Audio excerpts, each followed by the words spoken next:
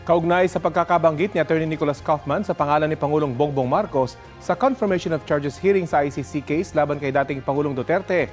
Kausapin na natin si Palace Press Officer Yusek Claire Castro. Magandang umaga at welcome po ulit sa Balitang Hali. Yes, good afternoon. Good morning. Good morning, Rafi, at good morning sa lahat na nakikinig sa atin sa inyong programa at nanonood. Opo, ano Good po morning reaksyon ng Pangulo sa sinabi ng Duterte Defense Team na hindi tinupad ni Pangulong Bongbong Marcos yung kanyang pangako na hindi makikipagtulungan ng pamahalaan sa ICC? Sa ngayon naman ay hindi naman pa nakikipag-ugnayan ang ating gobyerno sa ICC. Ang ipinatutupad natin mismo ay ang ating batas, yung RA 9851, Section 17, at ating pakikipag-cooperate, pakikipag-coordinate sa Interpol at ang ating so wala namang hindi tinutupad ang Pangulo.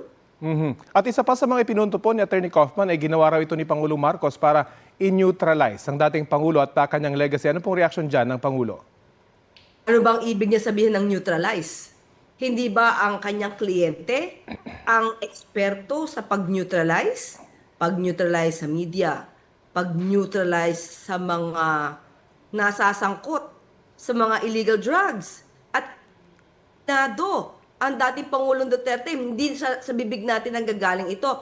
Siya mismo ang nagsabi na siya ay nagpapapatay. At anong legacy ba ang sinasabi ni Atty. Kaufman?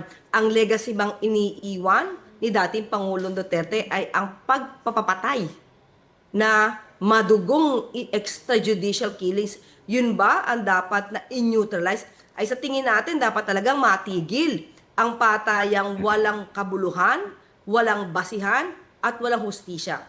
So, sabi nga natin, Rafi, mukhang itong si Atty. Kaufman, nagpapahid lang dahil wala siyang makitang ebidensya at depensa para sa kanyang kliyente lang sa ating Pangulo at sa para makaligtas. Pero ang usapan dito, yung kaso, ang mga krimen di umano naganap ay 2011 hanggang 2019. At that time, hindi pa Pangulo si Pangulong Marcos Jr. At lahat yan, nasaan ang depensa niya dyan? Ang ginagawa lamang niya ay paninira sa administrasyon para lumabas na kaawa-awa ang kanyang kliyente, para lumabas na maganda ang ginagawa ng Vice Presidente. Lahat ng ito ay ang pamumulitika. Yun ang totoong pamumulitika. Yusek, nabanggit nyo yung pag-neutralize sa media. Isa sa mga binanggit ni Atty. Kaufman ay parang media yung nagsimula dito sa kumbaga grand scheme para sirahan ng dating Pangulo. Ano pong reaksyon nyo dyan?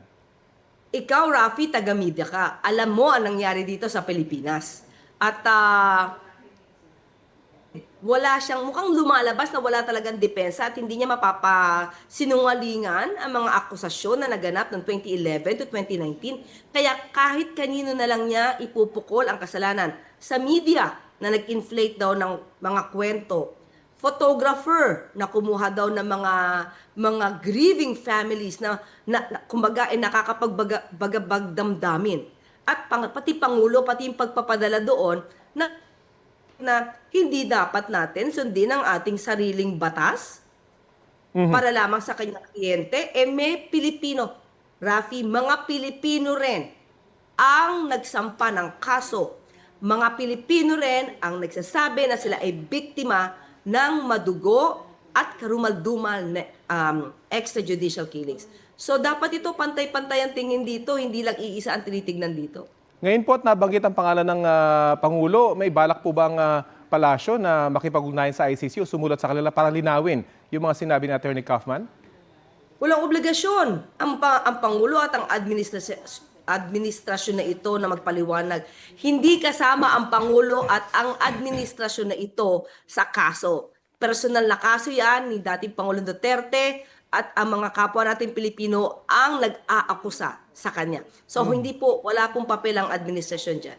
Mapunta po tayo sa ICC mismo. Susuportahan ba ang Pangulo sa isinusulong sa Kamara na muli pong sumali ang Pilipinas sa Rome Statute na nagtatag sa ICC?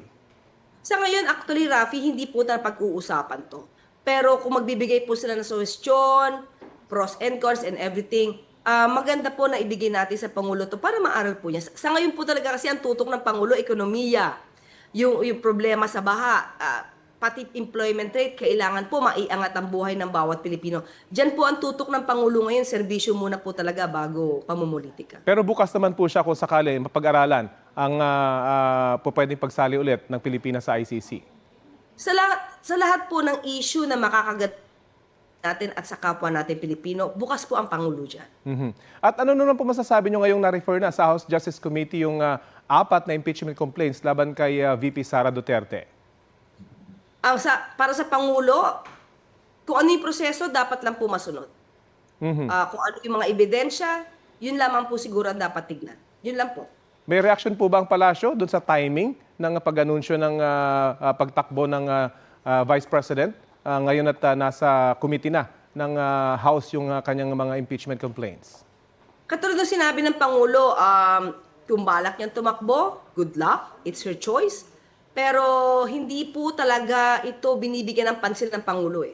Kung ano man ang anunsyo niyan, ang sabi ng Pangulo, nasa Naga City siya, kasama si Mayor Lenny, serbisyo muna, bago politika. Bago mamulitika, serbisyo muna. Opo, mapunta naman po tayo sa meeting ni VP Lenny at dating VP Lenny at ng Pangulo. Kumusta yung pagkikita po nila? At doon sa mga doon sa Naga agad nasundan diyan po sa Malacanang. Hindi ba? Kumusta po yung meet-up nila? Actually, yung pagmi-meeting na yon, matagal na po kasi naka-schedule. Tinignan lang po kung anong date kasi may pinapagawa po talaga ang Pangulo doon patungkol po doon sa operasyon Oplan kontra Baha. So, mismong si Mayor Lenny ang nagsabi na Lunes pa lang po, nandun na po yung mga machinery, equipment. Tapos Tuesday, Chinese New Year po yan, nagtrabaho na po para maayos po yung estero sa kakanal. Wednesday naman po kasi nag-announce ang Vice Presidente. So in other words, yung pong pagdalaw po talaga ng Pangulo doon ay naka-schedule po talaga. Ang nais po kasi ng Pangulo ay mayroon ng resulta yung kanyang inutos para maayos po yung estero, kanal at river dito sa Naga City at yun po yung pinunta. So hindi po ito dahil may inanunsyo. Hindi nga po sa anunsyo ng Vice Presidente, it doesn't matter, it's so irrelevant sa kanya po at sa administrasyon na ito dahil trabaho lang po talaga tayo. Trabaho lang po ang Pangulo. At itong meeting po sa Malacanang, sino po yung pumili ng mga official na LGU officials na iimbitahan para dito sa launching ng Bagong Pilipinas Bawat Bayan Makikinabang program? Halos lahat po talaga ng officials po ng LGU ay imbitado. Sa ating pagkakaalam po ay OES po malamang at ang PMS po ang nagsagawa ng mga invitation. Kasama po ba si Davao City Acting Mayor Baste Duterte sa mga inimbitahan?